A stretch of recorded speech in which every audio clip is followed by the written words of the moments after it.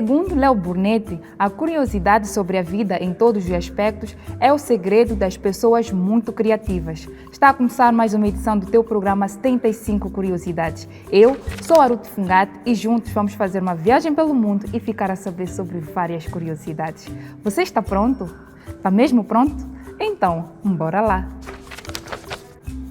E para começar as nossas curiosidades de hoje, vamos falar da Sexta-feira 13 e de 3 possíveis origens dessa mitologia.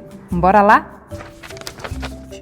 A Sexta-feira 13 é considerada um dia de azar em todos os países anglo-saxões e em várias nações europeias. O número 13 era considerado portador de má sorte em várias culturas ocidentais, assim como a sexta-feira.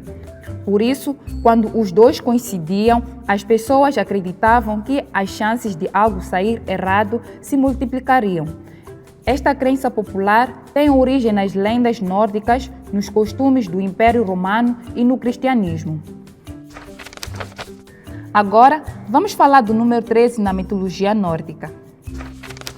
Certa vez, houve um banquete para 12 convidados no Valhalla, a morada dos deuses. Loki, filho de Odin, apareceu de surpresa, indignado por não ter sido chamado à festa. Como gostava de pregar peças, Loki instiga seu irmão cego, Oder, a matar Balder, um deus muito querido por todos. Oder atira uma flecha e mata Balder, o que causou uma profunda tristeza entre as divindades. Desde então, muitas pessoas acreditam que traz azar ter 13 pessoas sentadas à mesa. Mais tarde, quando o cristianismo começou a fazer suas primeiras convenções, as deusas nórdicas foram transformadas em bruxas. Suas práticas foram consideradas obras do mal e os padres começaram a dizer que a deusa Frida, esposa de Odin, se reunia na floresta com mais 11 companheiras e o próprio demônio a fim de lançar maldições sobre a humanidade. Desta forma, se reforçava a má fama do número 13 dentro da cultura escandinava. E como surgiu a sexta-feira e o número 13 na Roma Antiga? Os romanos consideravam o 12 como um número perfeito. Afinal, 12 eram os signos do zodíaco, os deuses do Olimpo e as constelações. Por outro lado, o 13 quebrava esta harmonia. A sexta-feira também não era bem vista, pois era o dia quando eram realizadas as execuções dos condenados à morte. Não por acaso, Jesus Cristo foi crucificado numa sexta-feira. Por isso, os romanos evitavam fechar negócios e se casar na sexta-feira. E como será a sexta-feira e o número 13 no cristianismo?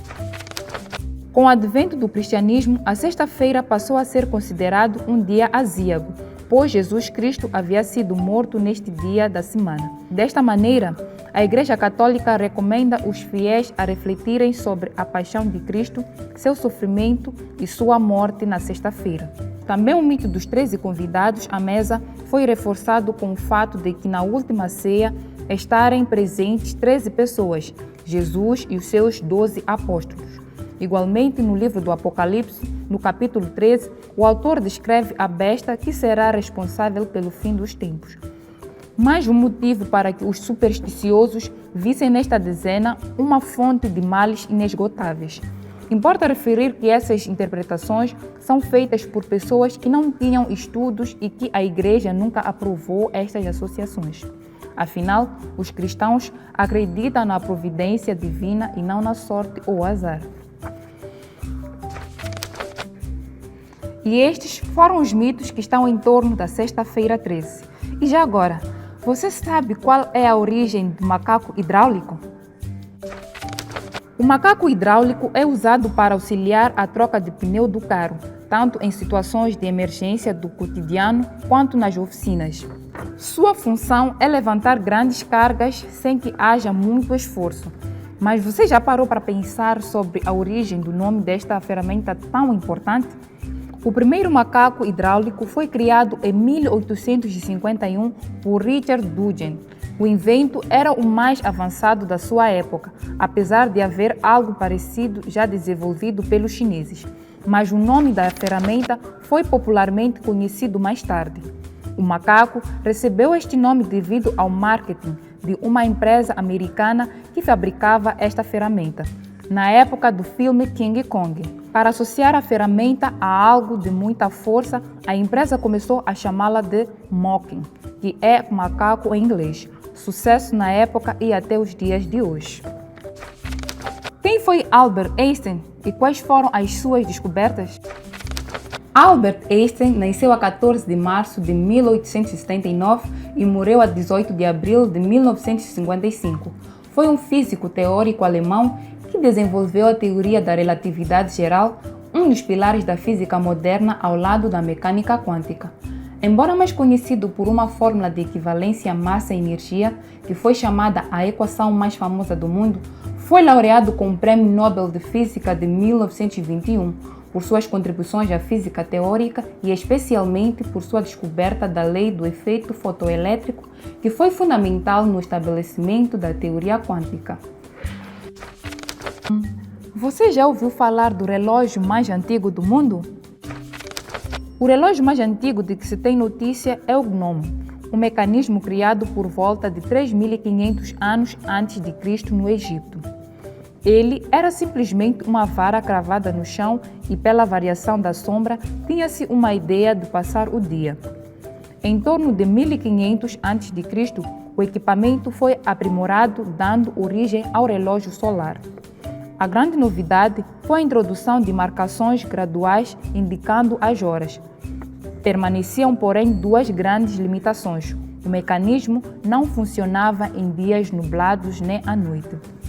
Por volta de 1500, na cidade de Nuremberg, na Alemanha, Peter Henlein fabricou o primeiro relógio portátil. Na época, já existiam relógios mecânicos que dependiam de grandes contrapesos.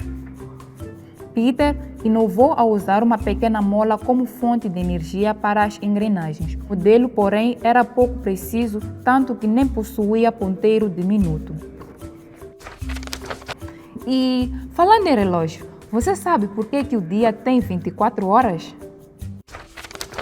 O dia tem 24 horas e as horas têm 60 minutos. Essa divisão remete ao sistema numérico dos povos antigos. Hoje, usamos o sistema decimal, baseado no número 10. Mas, antigamente, eram populares os decimais, centrados no número 12, número de falanges dos dedos da mão. E o sexagesimal, fundamentado no 60, cuja origem talvez venha da multiplicação de 12 por 5, número de dedos da mão. Quando os babilônios, egípcios e gregos criaram escalas de tempo, basearam-se nesses valores. Você sabe quais são as origens da língua portuguesa?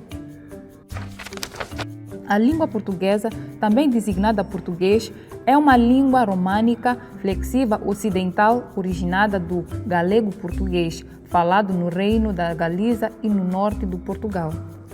Com a criação do Reino de Portugal em 1139 e a expansão para o sul na sequência de Reconquista, deu-se a difusão da língua pelas terras conquistadas e mais tarde com as descobertas portuguesas para o Brasil, África e outras partes do mundo. O português foi usado naquela época não somente nas cidades conquistadas pelos portugueses, mas também por muitos governantes locais nos seus contactos com os outros estrangeiros poderosos. Especialmente nessa altura, a língua portuguesa também influenciou várias línguas.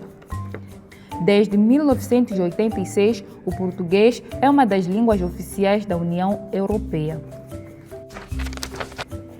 Tenho aqui uma curiosidade que vocês nem imaginam. Vocês sabiam que a música aumenta a velocidade do crescimento das plantas? Segundo um estudo conduzido na Coreia do Sul, plantas crescem mais rápido se você tocar música para elas. A pesquisa foi feita com peças clássicas que foram reproduzidas para diferentes plantações, incluindo a Sonata ao Luar de Beethoven. Segundo os cientistas, plantas têm genes que as permitem ouvir. Se você plantou manjericão no quintal da sua casa e não cresceu ainda, experimente pôr a sua playlist para a planta ouvir.